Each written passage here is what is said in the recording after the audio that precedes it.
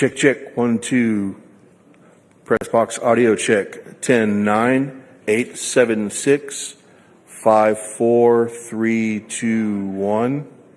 1, 2, 3, 4, 5, 6, 7, 8, 9, 10. 10, 9, 8, 7, 6, 5, 4, 3, 2, 1. Give me a thumbs up if you can hear. All right. I don't see everybody, but that's all right.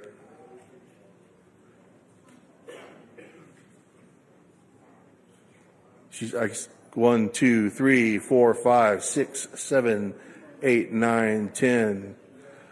10, 9, 8, 7, 6, 5, 4, 3, 2, 1. Check, check, 1, 2. This is a press box audio test. 10, 9, 8. See that guy? He's good. Everybody good? Check, check, check. 1, 2. Check, check.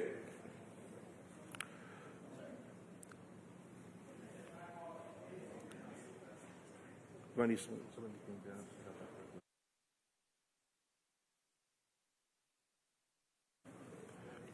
10, 9, 8, 7, 6, 5, 4, 3, 2, 1.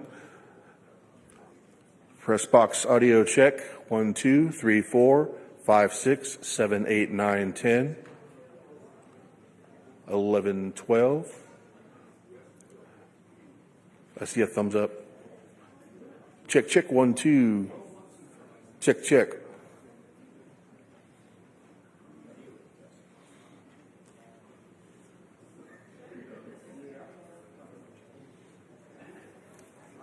Yeah, I can't see that video.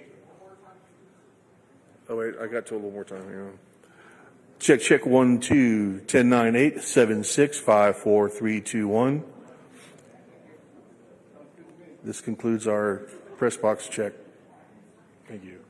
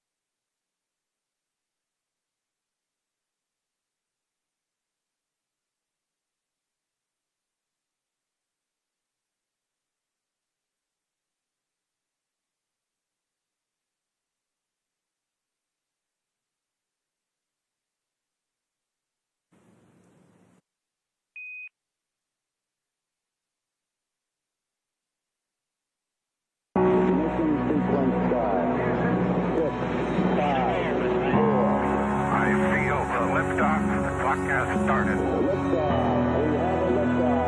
Roger, 0G, I feel fine. Godspeed, John Glenn. Houston, Tranquility Base here. The Eagle has landed. Rocket Tranquility, we copy you on the ground. New possibilities are opening up for scientific cooperation between countries. 1, 0, liftoff. Americans return to space as Discovery clears the tower. Discovery, go and throttle up. Discovery rocket, go for deploy. Thanks, Karen, and to everybody in the shuttle program. The crew is go for launch. Roger, nice to be in orbit. We have followed in their footsteps to get us where we are today.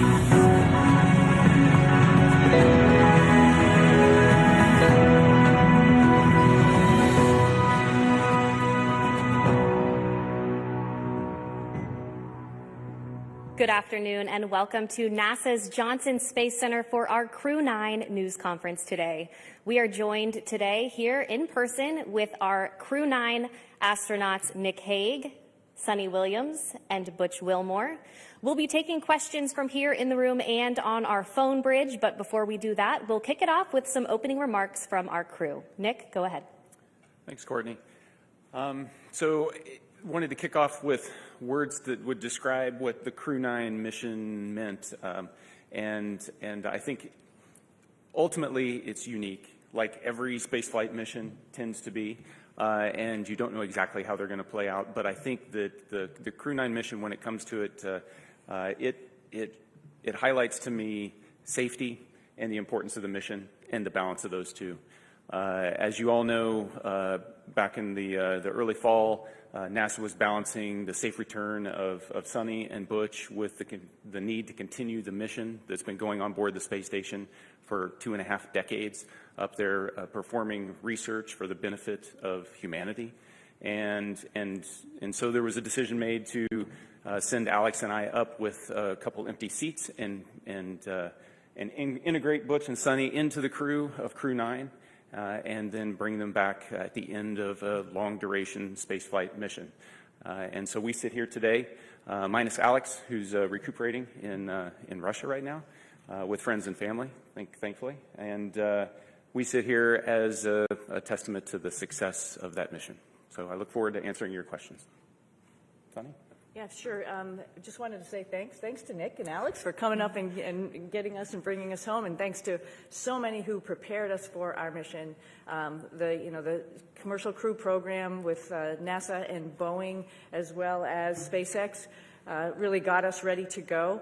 All of the trainers here at Johnson Space Center, the mission control teams all over the country, in Florida to California, so throughout the whole country, as well as what we're doing now. Our teams here are getting us ready to get, rehab and get ready to take on new challenges. So, feeling good since we've been back almost 2 weeks now. Actually went out and ran 3 miles yesterday, so I will give myself a little pat on the back. Our trainers are rocking it and getting us ready to get back to help out with the new astronauts as they're getting ready for their mission. So the biggest thing I want to say was thank you. Yeah, thank you, Suni. Let me start off with an analogy, a sports analogy. This very difficult job that we take part in, it's a team sport. It encompasses organizations throughout NASA, throughout the country, coming together. The Commercial Crew Program, headquarters, the International Space Station program, working together day in and day out behind the scenes, diligently to make all of this work together. And then you couple that with a nation that comes together and it cares about the human spaceflight program and prays for us and what's taking place. It goes beyond understanding, honestly. And then this organization also is incorporated into an international organization that reaches beyond our own borders and brings in the world like no other organization on or off the planet. And I can tell you, it's simply a privilege to take part in all of that. All right, thank you all for your opening remarks. We will go ahead and start taking questions now. If you're in the room, please raise your hand and we'll be sure to get a microphone over to you. If you're joining from our phone bridge, please press *1 when you're ready to enter the queue. And due to the high volume of questions today that we are receiving, we ask that media start with one question, and if we have time for a second round, we'll come back around to you. We'll start here in the first row with any questions. Mark, go ahead. Mark Strassman, CBS News. Welcome back, everyone. Good to talk to all of you again. We're meeting in this auditorium for a reason. There are roughly 60 news outlets represented here, another 120 or so on the phone. Butch and Suni, have you been surprised by the continuing and intense interest in your space saga? I would have to say yes, absolutely. You know, it's interesting. We go and launch. We knew it was a little bit unique, obviously, first time flying on a new spacecraft. So yeah, that was interesting. But you know, then life goes on up there. And I mentioned yesterday, you know, we pivoted and we were International Space Station crew members, and we're doing what all of our other friends in the astronaut office do, is go and work and train and do amazing science experiments up on the International Space Station. So, you know, I think you sort of get maybe a little bit tunnel visioned in what your job is. So, you know, do your job type of thing, right? And so you're not really aware of what else is going on down here. I hate to say that, you know, maybe the world doesn't revolve around us, but we revolve around the world, something like that. But, you know, I think we were just really focused on what we were doing and trying to be part of the team and making sure we pulled our weight for the team. Of course, we heard some things, and I'll let, you know, obviously hand this off to Butch, heard some stuff from our friends and family that people were interested and wondering what was going on and concerned about our health and all that kind of stuff while we were up there. But, I mean, we were just part of the team doing the job, filling in wherever we could, and then knowing that there's rotational flights and we will be coming home eventually on a rotational flight. So, no, I don't think we were aware to the degree. Pretty honored and humbled by the fact of when we came home, like, wow, there are a lot of people who are interested, very thankful, very amazed that we could hopefully be one positive element to bring people together. Yeah, I don't know that there's much I could add to that. Just thankful for a nation that cares, a nation that prays, and a nation that is involved in the processes that are important to all of us. Okay, we'll take our next question here in the room. Tom, go ahead. Hi, Tom Costello with NBC News. Again, welcome back. Nice to see you all. Everybody's been thinking about you and worried about you. And I'm wondering, once you got your feet back on terra firma, what's the first thing both of you wanted to do? And were there any foods you were craving after 9+ months? Go ahead, Sam. Oh, yeah, I wanted to hug my husband and hug my dogs. And I'll say that in that order. But maybe not. No, I'm just joking. But of course, food, you know, something that's just like for home for me, like something that is very, you know, reminds you of home. And my father was a vegetarian, so I had a good grilled cheese sandwich when I got home. So that reminded me of him. Yeah, certainly embracing the family again, but also the opportunity, and I've already said it a couple of times, is just to say thank you to a nation that got involved in all of this. It makes it special, not just for us, but for all, I think, our nation as a whole. So thank you. All right, we'll take our next question right here in the front row. Thank you. My question's for Suni. When you first got off the plane in Houston, we saw you hug Zena Cardman, and there was a nice exchange. If you could describe what happened and your gratitude towards the crew members who stepped aside so that you'd have seats coming back. It's a great observation, so thank you very much. Zena's awesome, Stephanie Wilson, awesome. You know, when this whole thing was unraveling, like my heart went out because it's just sort of like, wow, you're waiting for your space flight, specifically Zena as her first flight. Like, wow, you know, it's a little bit rough to know that you're going to be moved to a different flight. But at the same time, you know, she is an awesome person, an awesome astronaut. She's going to get the opportunity. And, you know, this just wasn't the right flight for her to be on at that moment in time. And so I just gave her a big, huge hug. I told her that I used her Crew-9 shirt when we were up there for a photo op, but I packed it back up real nicely and put it in her stuff. And, you know, little joking aside, I just wanted to really tell her thank you for taking one for the team. And that's what our office is about. But she needed to have that acknowledgement. Okay, we'll take one more question here in the room, and then we'll head to our phone bridge. Hi, this question is for Sunita. I'm Jeff Saperstone, by the way, from NBC in Boston. A lot of people in your hometown in Needham, they've been watching this bit by bit, every moment. Yeah, everybody at the elementary school, there was a big watch party for you when you came home. What's your message to them? They've been so anxiously awaiting for you to return. Oh, well, I'm back. First and foremost, we were always coming back, and I think people need to know that. And we're back to actually, you know, share our story with so many people because, you know, it's like like you all mentioned, it's slightly unique, and there's some lessons learned to it, and part of that is just resilience and being able to take a turn that was unexpected and make the best of it. And I think that is the biggest thing that I want to pass down, particularly to kids who think that their life should be the straight arrow to what you want to do, and you're just going to get there. Well, sometimes it takes some turns, some rights and some lefts, and you just keep focused on your goal, and other doors might be open for you. So I think that's the biggest message. All right, we'll head to our phone bridge. Our first question there is from Marcia Dunn with the Associated Press. Welcome back, everybody. Butch, this question is for you. Where do you lay the blame for your Starliner test flight? Clearly, Starliner was not ready to fly when it did. Whom do you hold responsible for everything that happened? Thanks. That is a question that I cannot answer in a couple of comments, but I'll start with me. There were some issues, of course, that happened with Starliner. There were some issues, of course, that happened that prevented us from returning on Starliner. And I'll start with me. There were questions that I, as the commander of the spacecraft, that I should have asked, and I did not. At the time, I didn't know I needed to. And maybe you could call that hindsight, but I'll start and point the finger and I'll blame me. I could ask some questions, and the answers to those questions could have turned the tide. So blame, that's a term, I don't like that term, but certainly there's responsibility throughout all the programs, and certainly you can start with me. Responsibility with Boeing? Yes. Responsibility with NASA? Yes. All the way up and down the chain. We all are responsible. We all own this. And we are, in this business, trust. You cannot do this business without trust. You have to have ultimate trust.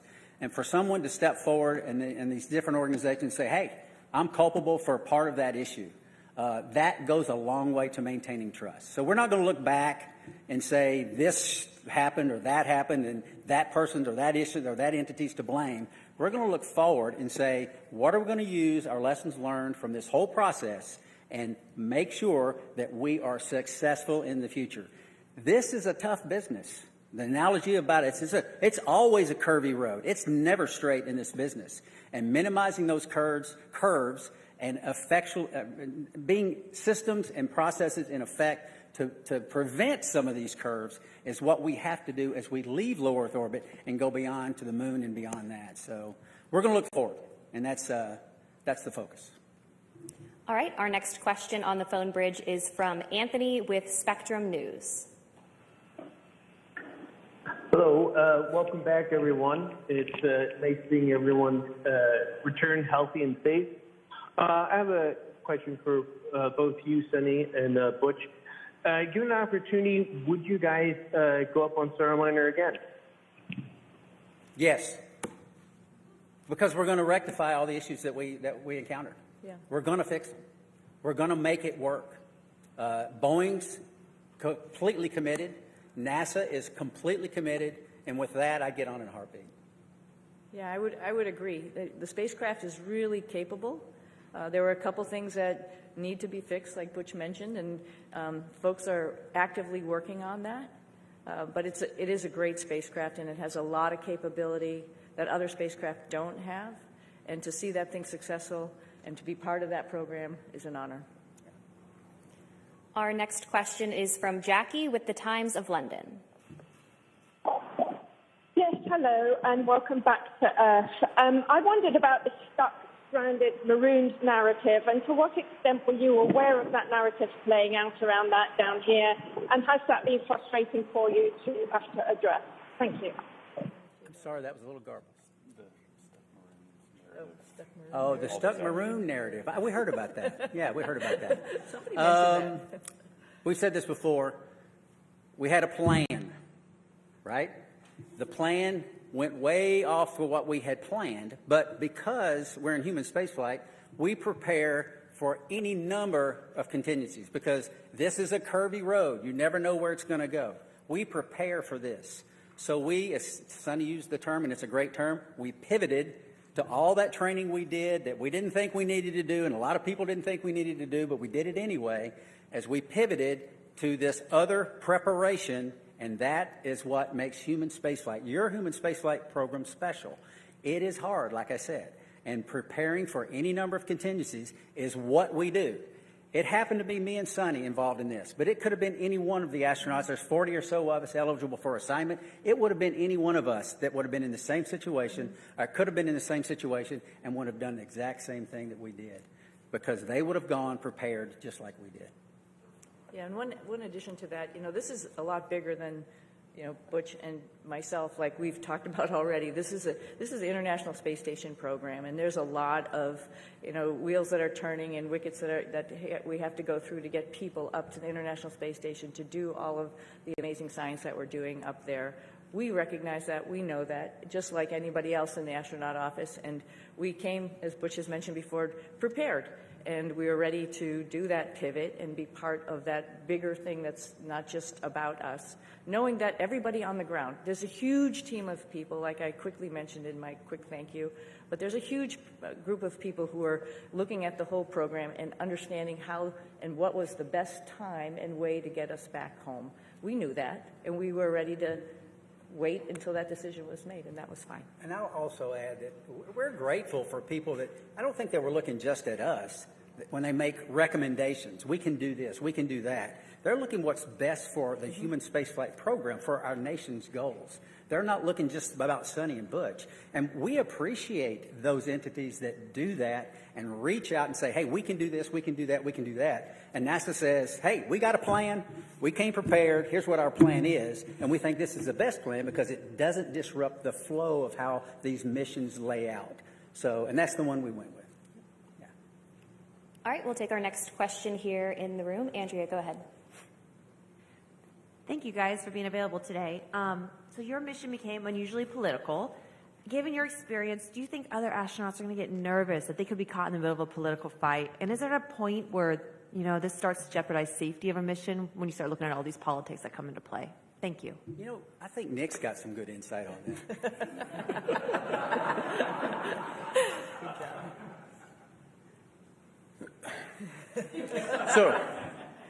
So the way I'd like to answer that is that when we're up there operating in space, you don't feel the politics, you don't feel any of that. It's focused strictly on mission. And if I step back a little bit to the question before, Butch and Suni talk up here, they make it sound like, everybody figured out what they could do with us. The reality is they are highly skilled, very technically competent, and it took everything I had on every day to keep up with them as they're moving along. So they were more than just gap fillers on the station. They were productive, pushing the station mission forward. And Suni was the station commander, so she was calling the shots. So you get in that environment, that operational environment, the politics, they don't make it up there. We are working as a part of an international team that spans the globe and works with half a dozen mission control centers spread around the globe that are talking in multiple languages, and we just figure out how to make it happen. And that's the magic of human spaceflight, is that we can focus on something so positive that pulls people together, and we've been doing that for a long time. All right, we'll take our next question here in the room. Thank you. Hi, I'm Jay Wan with KPRC, the NBC affiliate in Houston. This question is for Butch. I actually stopped by your church right before I came here, and I heard that you were still attending your church services from space. Right. Can you tell me a bit about why that was important for you to do? Well, goodness, the Word of God continually infilling me. I need it. My pastors are the finest pastors on or off, in this case, the planet. And to tie in and to worship with my church family was vital. I mean, it's part of what makes me go. And not only that, I also tied into Grace Baptist Church in Mount Juliet, Tennessee. A buddy of mine is an elder there and a pastor there, and I would watch their service as well every single week. And it was invigorating. It was part of what I need as a believer in Jesus Christ to continue that focus. It assists me day in and day out because I need that fellowship, even though it's fellowship from afar. And it's not like being fellowship up close, but still I need it. So, yeah, thank you for that. Okay, we'll head back to our phone bridge. Next up is Ryan with NASAspaceflight.com. Hi, thank you. For the whole crew, of course, this narrative that's being pushed out has made your mission probably the most popular NASA mission to the general public for as long as I can remember, probably since the retirement of the shuttle. But for the whole crew, do you think this extra attention has been a net positive or a net negative for the agency's sort of popularity and the spaceflight industry as a whole? Thank you. I'll start with this one. Yeah. It's, again, an honor that actually people were paying attention. And I'm very thankful that people are paying attention. And, sometimes good news, bad news, it's just news, and it's good for space exploration, and that's what we're all about. Our mission, of course, building and working on the International Space Station was just awesome, and we all had the opportunity to do that. But we also have bigger goals of exploring our solar system, going back to the moon, going on to Mars.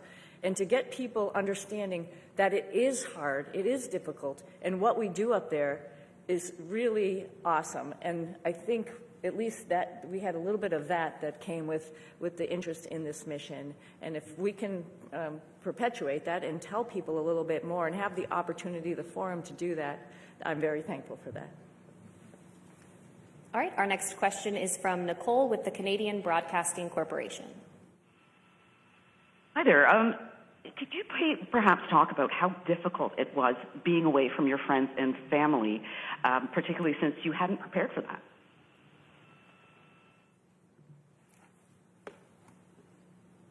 Difficult. Yes, I would say it was difficult. It wasn't in the preparation, but in my family, we talk about these possibilities. We discussed all of this. We never said we were going to be gone for 9 months. But it turned out that way. But the discussions we had, and it's not just discussions prior to the mission launch. This is the way we've trained our daughters from the time they were born, because their dad isn't a unique occupation, right? This is not the norm leaving the planet.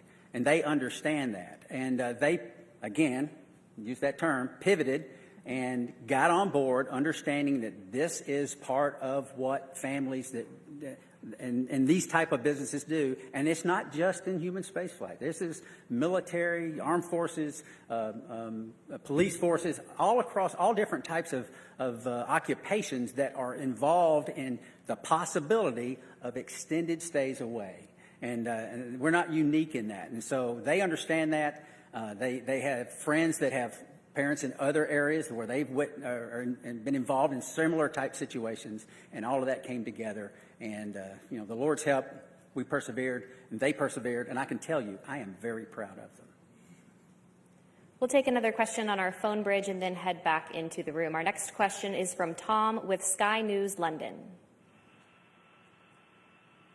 Hello, thanks for taking my question. Congratulations on your extended mission and your safe return. Although the political situation around this is bring a lot of attention to space and to the International Space Station, some of the statements that were made during your stay up there caused embarrassment to NASA, forced them to make corrections to statements. Now that you're back, did the politics around your stay make a difficult situation worse? I'm not sure I understood. I missed everything except for that last part. Yeah, you came in you were broken up just a little bit. Could you please try to repeat your question one more time? Yeah, I will. Yes. Can you hear me? I was asking whether, although the political wrangling around your extended stay in space brought a lot of attention to human spaceflight, it did some of the political statements raised caused embarrassment to NASA, forced to make denials about various things that were offered and not offered, and sometimes to your astronaut colleagues. Did the politics around your mission make a difficult situation worse? Yeah, thank you for the question. I talked about how the politics kind of, they don't make it up there when we're trying to make operational decisions. So as the commander of Crew-9, responsible for the safety of this crew and getting them back safely, I can tell you that the entire time up there, I launched with that singular objective of showing up to the station and having to integrate Butch and Suni into a crew with Alex and myself, And then we were planning, from day one to return toward the end of February. That all predicated on the fact that we would have a replacement crew show up and we'd have adequate handover with that crew before we left. That's important to maintain the mission of the International Space Station, to continue pushing research and exploration. And that was never in question the entire time. There were a lot of options that were discussed, and the ground team and the team on the ground, we've alluded to it a couple times already, is gigantic, and everybody was working with singular focus on how do we end the Crew-9 mission at the right time and maintain the safety and the success of the space station mission. Launching in September, given all the unique dynamics surrounding this mission, and coming back originally targeting the end of February and hitting the middle of March, that's pretty much on target if you look at the track record of human spaceflight. It's dynamic, it's challenging, the weather doesn't always cooperate, but we figure out how to make it work. All right, we will take our next question here in the room. DeLon Dillard, Fox 26 here in Houston. Welcome back to H-Town. Suni and Butch, both of you all have a long history of being active and athletes, but with that being said, obviously you all spent nearly 9 months in space. What does that recuperation and recovery process look like getting acclimated back here to Earth? I'll start. I can tell you we have a group of individuals, astronaut strength conditioning and rehabilitation specialists. And we are directly integrated with them day in and day out. They send us protocols to work out. And I can tell you, I'm not as young as I used to be, but I was stronger on space station doing more weight and more reps on exercises than I have in my entire life. Because this group of professionals work to get us stronger and stronger and stronger. We're trying to minimize muscle atrophy, minimize our bone loss. So if we go to other planets, the moon and other planets in the foreseeable future, that we will be able to function when we get there. It's a whole science built around this team of individuals that are working to help us better understand human physiology and what zero gravity does to it and how we can mitigate the effects of the bone loss and the muscle atrophy. So day in and day out, I worked out every single day. We went into quarantine on the 22nd of April. And starting on the 22nd of April, I never missed a single day of workout because your body can recuperate in zero gravity. It doesn't have the normal stresses of gravity on it all the time. So you work out real hard, you hurt for an hour, and it finally fades away and you're ready to go the next day. So I applaud those individuals. They are making huge gains in the preparation to go beyond low Earth orbit, and it's science that is taking place day in and day out and has for years, and we're still learning, and we're still progressing. Yeah, at like day 265 on the ARED, because it counts all your days that you go into a workout, I was thinking, I wish the hay was in the barn.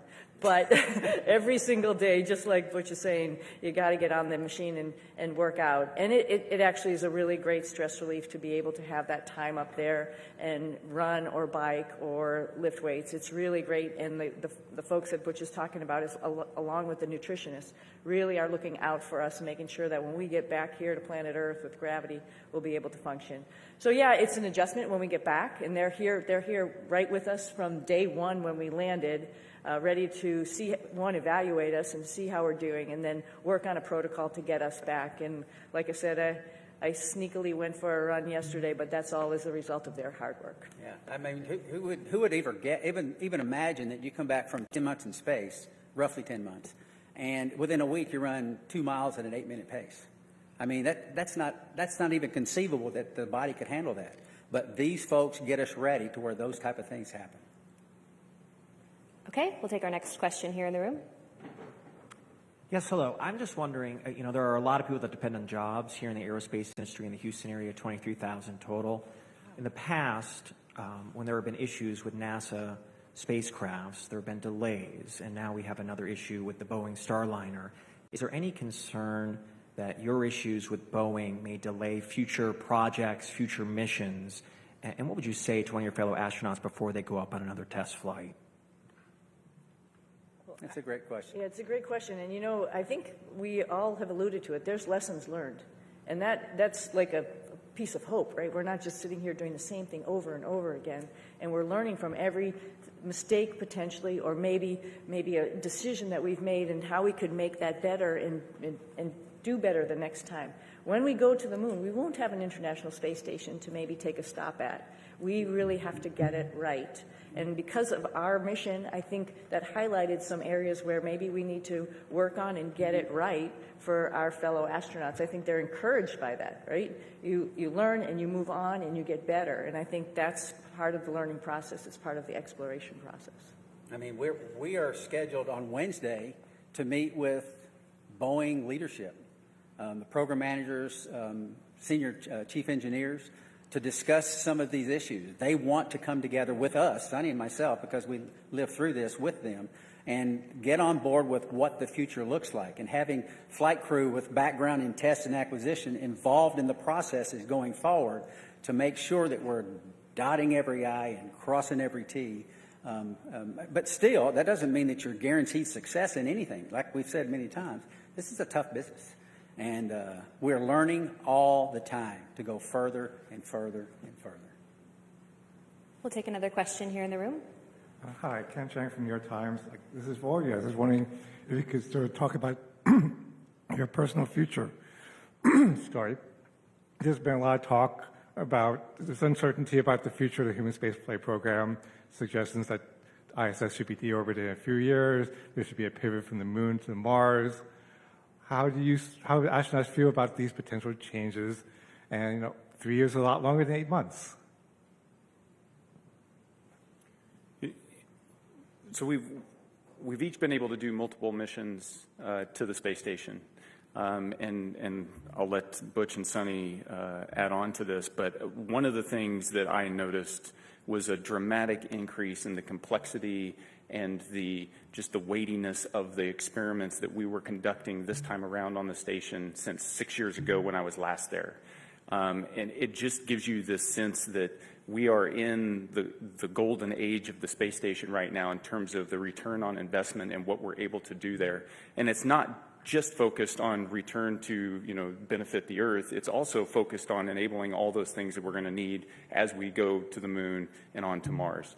And so I am really optimistic when I think about the future of human spaceflight. Yeah, I would add on to, it was over a decade since I've been up there last, and I was pretty excited about what was going on. There was a lot going on when we first got there. It was an honor to be working with Crew-9 and seeing all that they were doing and just trying to help them with their stuff, and then, being, prime, moving up to the prime spots for Crew-9 and Expedition 72 as we took on a lot of experiments ourselves as well as spacewalks. And what the space station is doing to help us in exploration is really encouraging, and it's exciting. And I'm a little envious of the future astronauts. The guys who are coming behind us, they're going to have so many wonderful opportunities to do the same as us, add to that exploration, add to trying to find the answers to the next questions. It's going to be an exciting future. So I'm not worried about aerospace industry. I think there's a lot going on, and it's a great time to be in it. We'll take our next question right here. Hi, Ed Lavandera with CNN. Thanks for taking the time today. When you re-entered the Earth's atmosphere and came back to gravity, can you talk specifically about any kind of weird either sensations or experiences that you've had dealing with that over the last couple of weeks? And more importantly, did you know that you guys had been greeted by dolphins when you splashed out? I can tell you that returning from space to Earth through the atmosphere inside of a 3,000 degree fireball of plasma is weird, regardless of how you look at it. Doesn't matter what type. Yeah, it doesn't matter what type. It's thrilling. It's amazing. I remember thinking about the structure of the capsule and the stresses that it was taking, that was ongoing as the drogues came out, and the whole capsule starts shaking and twisting, and thinking about the stresses taking place and going, "Wow, I hope those cables hold."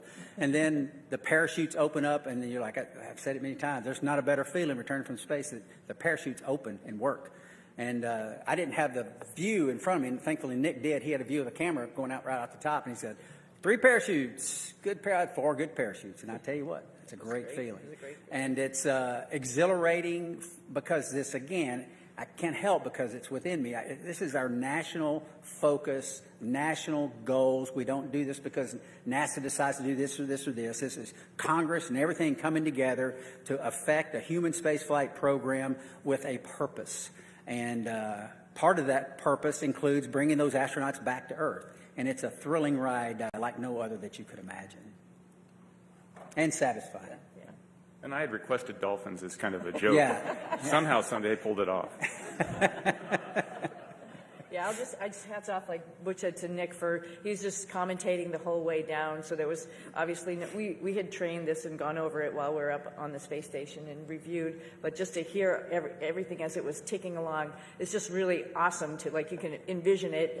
You had a display, I think there's a camera that goes up, right, to see it. And Butch and I both had a window on either side where we were, and I was watching through the window as much as I could, but then all of a sudden, with the heating, it glazes over, and then you can't see outside.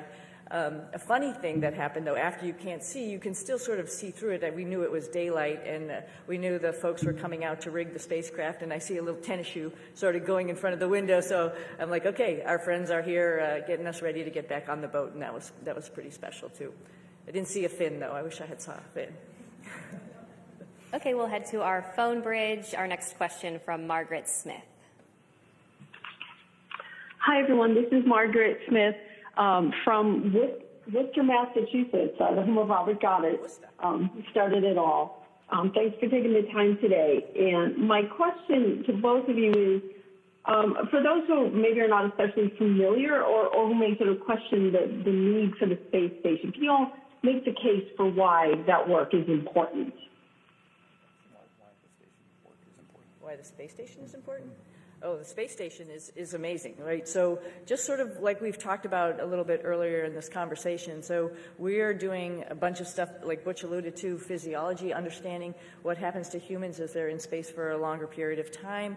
That brings in lots of science experiments in chemistry, in biology. Some of that stuff all comes back to Earth because we're doing some amazing stuff in the microgravity environment. Some of it is mirrored, for example, in our own human bodies. And so there's a lot of stuff that's happening for us, for exploration, for the humans, as well as for Earth. And then, as Nick alluded to, there's all sorts of systems and other things that we're testing up there to help us take those next steps to go back to the moon and onto Mars, figuring out all these exploration systems, including docking vehicles, like different types of spacecraft that we have up there, other types of commercial spacecraft that are coming up for resupply.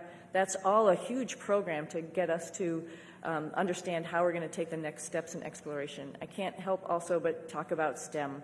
I mean, all of this is STEM, right? Science, technology, engineering, and math, and I'm hoping the work that we've done up there also encourages the next generation of kids to understand how important that is and how they can become involved. We did lots of experiments up there with kids and universities and companies, trying out new guidance, navigation, control algorithms and robots that were flying inside the space station, competitions, for example, for them. And that's pretty awesome that you can really touch and talk to kids on the ground as you're doing experiments up there, and they have their finger on the pulse of science experiments, and they can understand that and think to themselves, I could be part of this one day. Our next question on the phone bridge is from Neil with ITV News. Congratulations on a great job, everyone. Suni, can I ask how your body is recovering to life with gravity after 9 months? And Butch, what's your message to others from your experience, the delays that you guys faced, and any lessons in patience for the rest of us down here? Oh, I think I'm doing okay. I was just joking around and showing off a little bit, but no, seriously, we talked a little bit about our group, the Astronaut Strength Reconditioning folks that are getting us back in shape, and every day feeling better and better. It's pretty much a miracle to see how your human body can adapt. I mean, the first day we got back, when all of us came down the ladder and greeted everybody, It was a little bit, we were all a little bit wobbly at that time, and it's amazing within 24 hours how the neurovestibular system kicks in, your brain understands what's going on. And then the agility and the weightlifting that occurs in the next week that makes you feel good enough to actually, like I mentioned, go out, run, actually lift weights, get in there, do squats and deadlifts and stuff already. That's pretty incredible. So I knew it was going to happen. We all knew it. We've all flown before. We all knew that there's just this little bit of a hump to get over, and then you can get back on it. Hope to do a couple races in the springtime. I think the clear message is that, like I said when I started, it takes a team. It takes a team of motivated and passionate individuals. We don't have a human spaceflight program. You don't have folks sitting up here in a blue suit without the massive team that's making it all happen. We get to ride the pointy end of the rocket. It is wonderful. We get to go to the space station. We're the arms and the eyes for PIs here on Earth.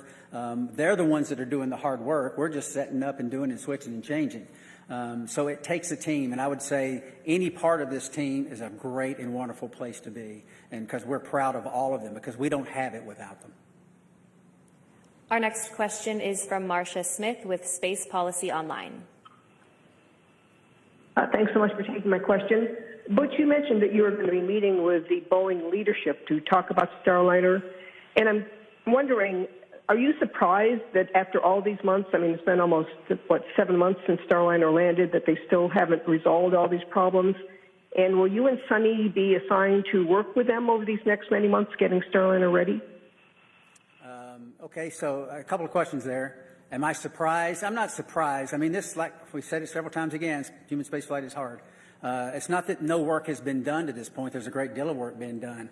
But we have insight that not many other people have. We worked this program for 6 years before we launched. We talk to everyone up and down in the chain of command, and we have insight that other people don't have. And we want to share that as much as possible. We tried to share it from orbit, but that's hard, right? We're not face-to-face is how you communicate. It's very difficult to communicate when you can't even see the other person that you're talking to. So we've had some conversations, but now it's time to get serious and get together and talk about some of these issues and some of these things and get us, and not get us. We're already tracking on the right path, but maybe a little tweaking here and there because of some insight that we'll be able to give them. That's the purpose of that meeting. And they're eager to do it, as are we. We'll take our next question here in the room. Jacob Rascone, KHOU 11. I wonder what you would say about the life lesson I think we can all relate to. We've all made plans, we've all been excited about those plans, and we've all watched those plans kind of fall apart.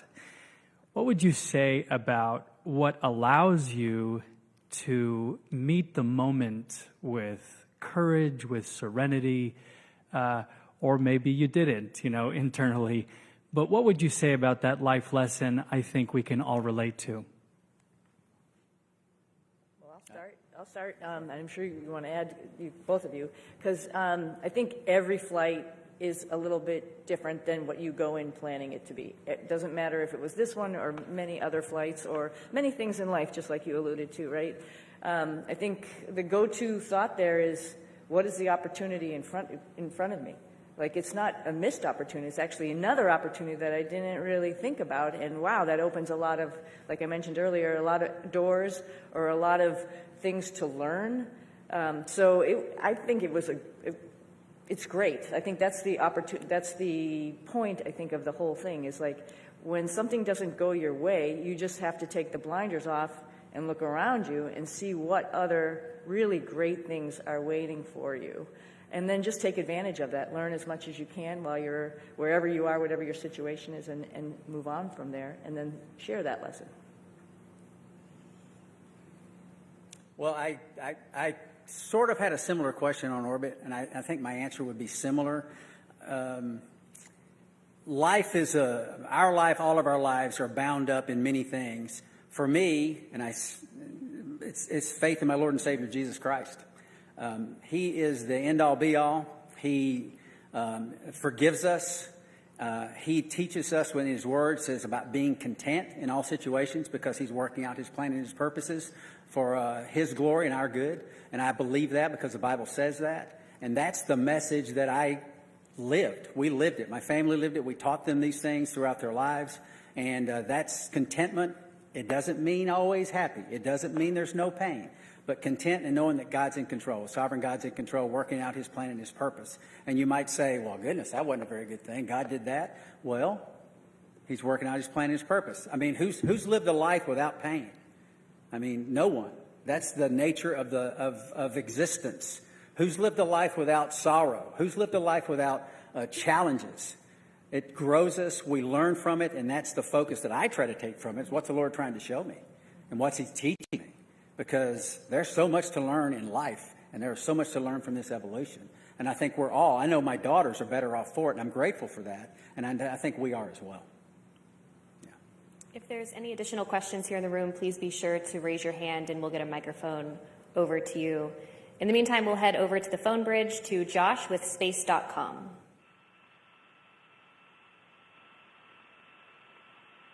Hi, Josh Dinner. Thank you all so much for doing this. This question's for all three of you. What were the most out of this world and your favorite experiments or tech demos you got to be a part of on this mission? And for Williams and Wilmore specifically, did the extension of your mission create any new opportunities for experiments or research that was not originally planned for the expedition? Sure.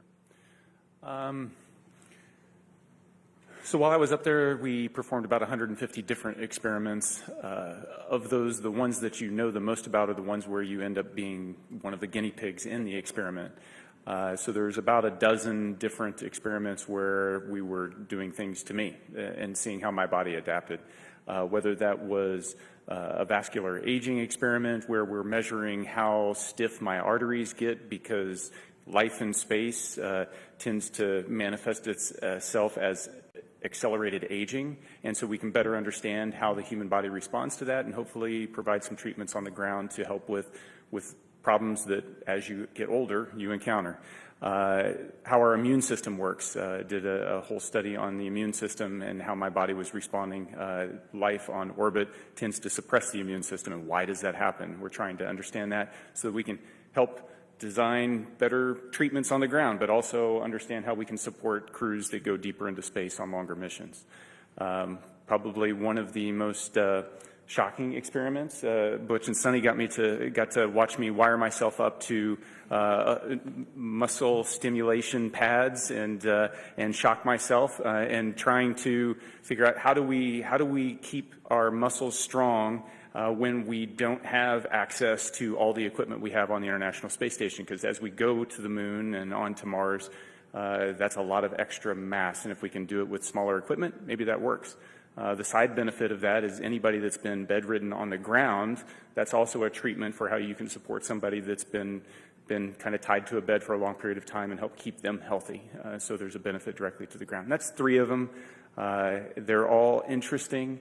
And, I'm one of many subjects, and it takes years to get enough subjects to go through the space station to be able to generate enough data to draw some conclusions. And so that's why research up there takes a long time. But the value is clear. Just very briefly, there's some medications on Earth that work well with a certain age group, but the same medication doesn't work so well with another.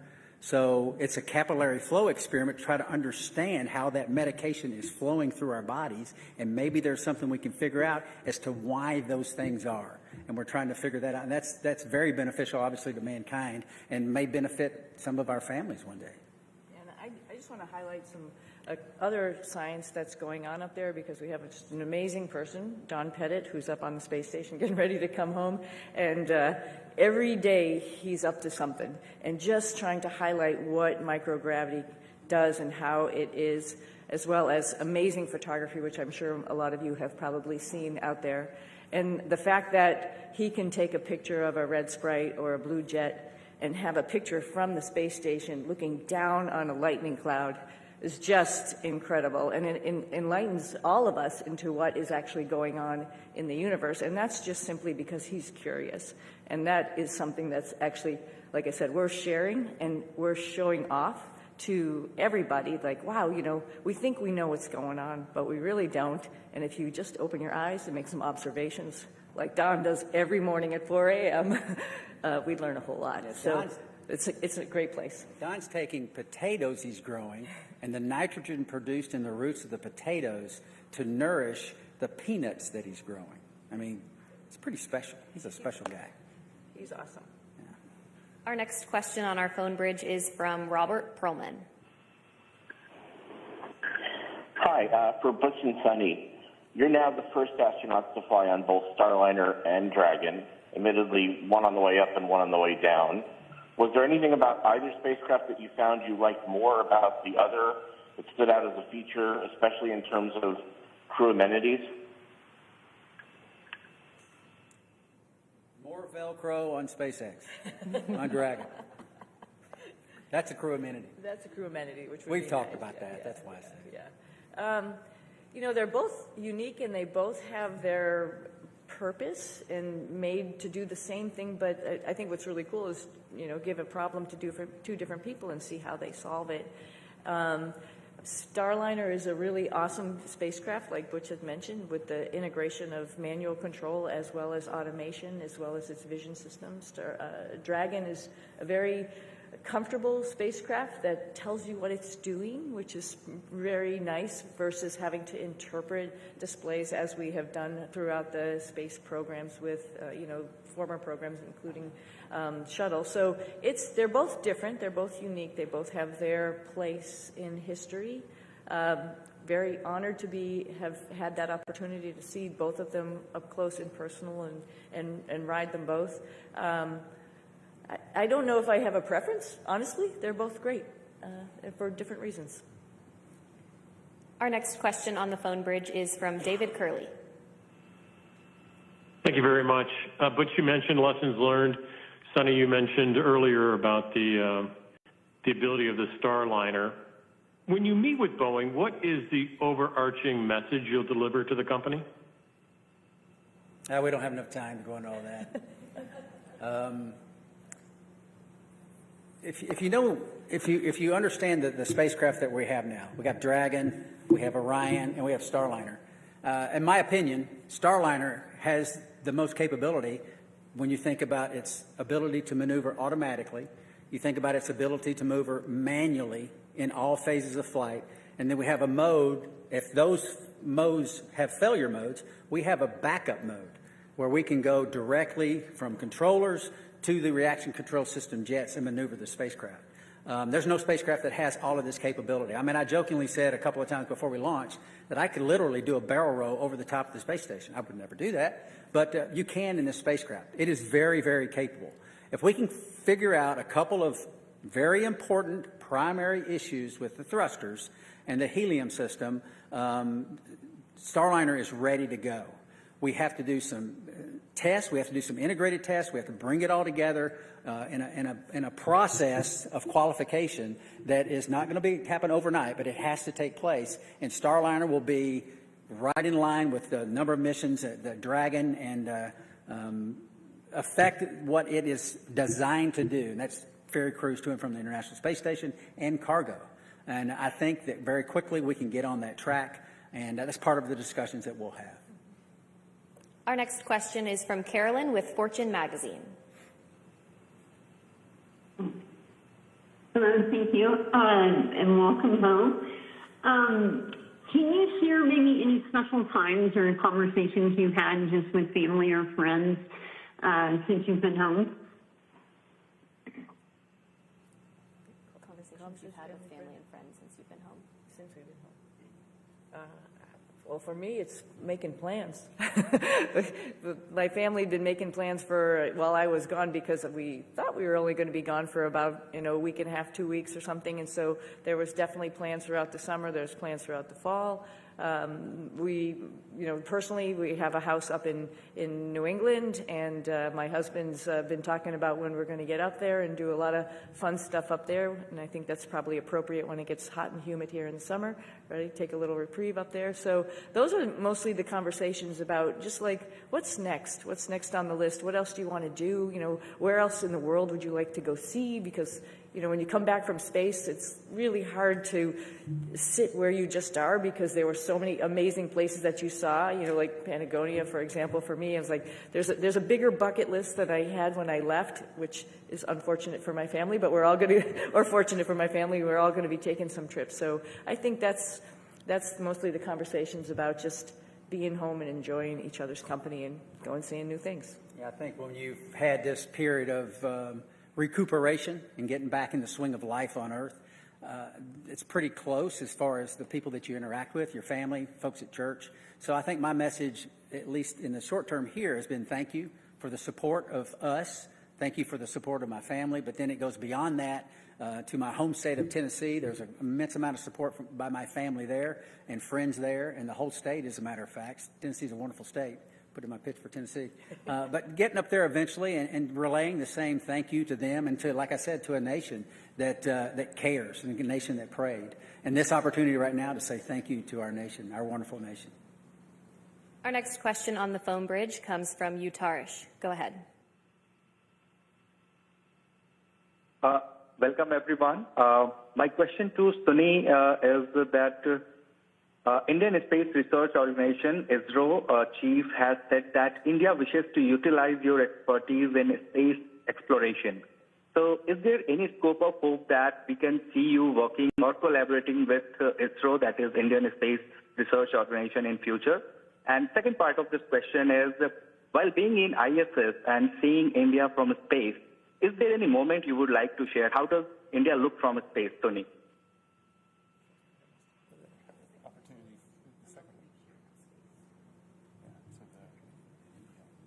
Yeah. Let me address the second question real quickly. India is amazing. Every time we went over the Himalayas, and I'll tell you, Butch got some incredible pictures of the Himalayas, so just amazing. And you can see, like I've described it before, just like this ripple that happened, obviously when the plates collided, and then as it flows down into India, it's many, many colors. I think when you come from the east going into like Gujarat and Mumbai, the fishing fleet that's off the coast there gives you a little bit of a beacon that here we come. And then all throughout India, I think the impression I had was it was just like this network of lights from the bigger cities going down through the smaller cities. Just incredible to look at night as well as during the day, highlighted, of course, by the Himalayas, which was just incredible as a forefront going down into India. I hope, and I think for sure, I'm going to be going back to my father's home country and visiting with people and getting excited about the first, or not the first, but the Indian astronauts who's going up on the Axiom mission coming up. Pretty awesome. They'll have a hometown hero there of their own that will be able to talk about how wonderful the International Space Station is from his perspective. But I hope I can meet up at some point in time and we can share our experiences with as many people in India as possible, because it's a great country, another wonderful democracy that's trying to put its foot in the space countries, and we'd love to be part of that and help them along. Do you plan to take your crew members on that trip with you? Absolutely. You might stick out a little bit, but that's okay. We'll get you all primed with some spicy food. We'll be good. Okay, we have time for one final question on the phone bridge from Jim Siegel. Everybody, Jim Siegel here from Florida Media Now. Thank you for taking my question. Butch and Sunny, you missed a couple of holidays while you were back up at the International Space Station, Christmas and Thanksgiving. I wondered whether you have done or are planning to do anything special with your family and friends for those holidays. Thank you. I don't think we missed them. Right. I think we celebrated every single one. We actually had a reindeer that we built and rode like a bull. I don't know if you saw those pictures, but we celebrated in style. Trust me. Oh, yeah. And Nick was great because he came up anticipating that we were all going to obviously be there for those holidays. So he was like Santa Claus, had his little bag of goodies for all of us, and it was pretty awesome to have the holidays up there. It's pretty unique, and not many of us get to do that. So it was a lot of fun. But this holiday season will be special, for sure. Absolutely. Yeah. All right, that's all the time we have for today. Thank you for joining in on our news conference today, and thank you for your continued interest in NASA's SpaceX Crew-9 mission. We'll see you next time.